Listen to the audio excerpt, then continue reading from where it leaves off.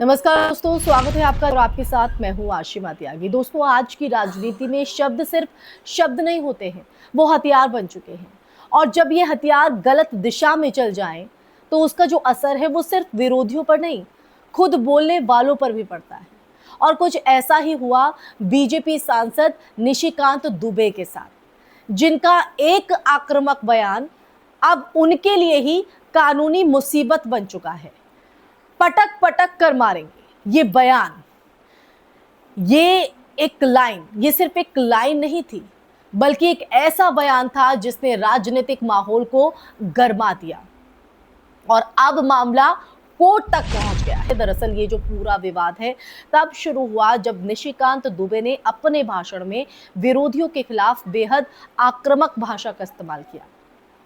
भारतीय राजनीति में तीखे जो बयान है वो नए नहीं हैं, लेकिन इस बार जो मामला है, इस बार मामला इसलिए गंभीर हो गया क्योंकि इसे सीधे तौर पर हिंसा को उकसाने वाला बयान जो है माना गया। और इसी बयान को आधार बनाकर महाराष्ट्र नवनिर्माण सेना यानी एमएनएस ने इस मुद्दे को अदालत तक ले जाने का फैसला किया।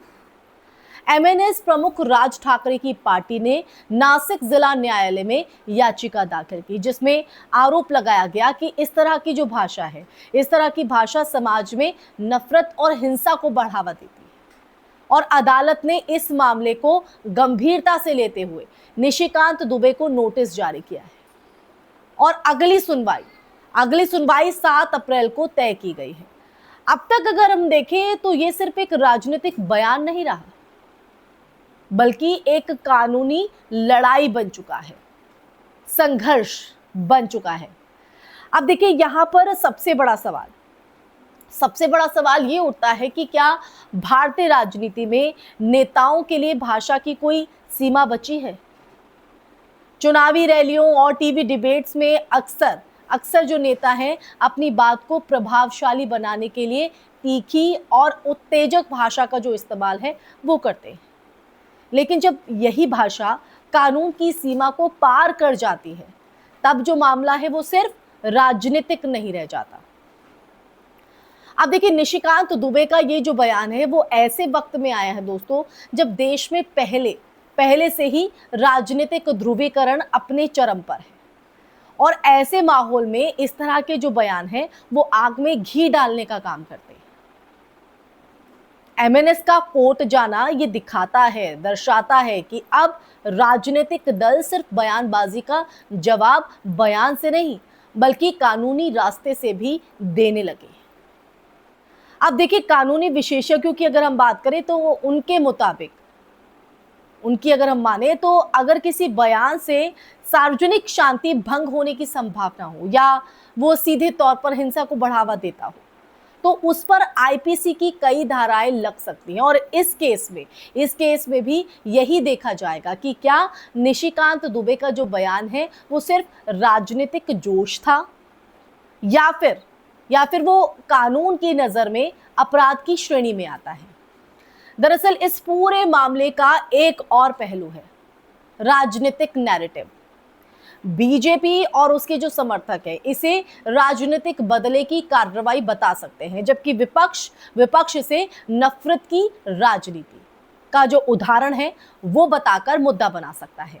यानी कोर्ट के बाहर भी ये जो मामला है वो राजनीतिक बहस का केंद्र बना रहेगा।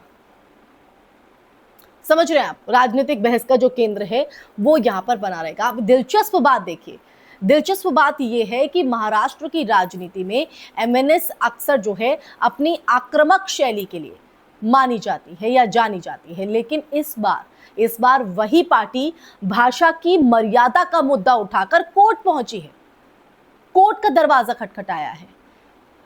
यानी एक तरह से ये राजनीतिक विरोधाभास भी दिखाता है, जहां हर पार्टी अपने हिसाब से नैतिकता की परिभाषा तय करती है। अब देखिए, अब सबकी जो नजर है वो 7 अप्रैल की सुनवाई पर है। अगर कोर्ट इस मामले को गंभीर मानता है और आगे की कार्रवाई करता है, तो ये एक बड़ा संदेश हो सकता है कि राजनीतिक नेताओं के लिए भी कानून से ऊपर कुछ नहीं है और अगर मामला हल्का पड़ता है तो ये भी एक संकेत होगा कि ऐसे जो बयान हैं वो भविष्य में जारी रह सकते हैं। लेकिन इस पूरी कहानी में सबसे अहम बात यह है कि राजनीति में शब्दों की जिम्मेदारी जो है वो कितनी जरूरी है।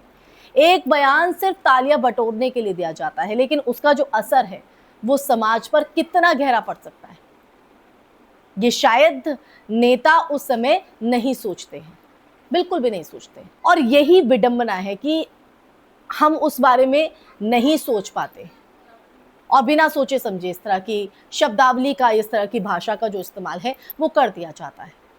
लेकिन सवाल यहाँ पर ये भी है कि जब ये भाषा का इस्तेमाल करते तो उनकी मानसिकता क्या होगी, उनको शय देने वाला कौन होगा। तो दोस्तों, आज निशिकांत दुबे कोर्ट के कटघरे में है, कल कोई और हो सकता है, क्योंकि जब राजनीति में भाषा की सीमाएं टूटती हैं तो जो उसका अंजाम है वो हमेशा अनिश्चित होता है। और यही इस पूरे विवाद की एक असली कहानी है।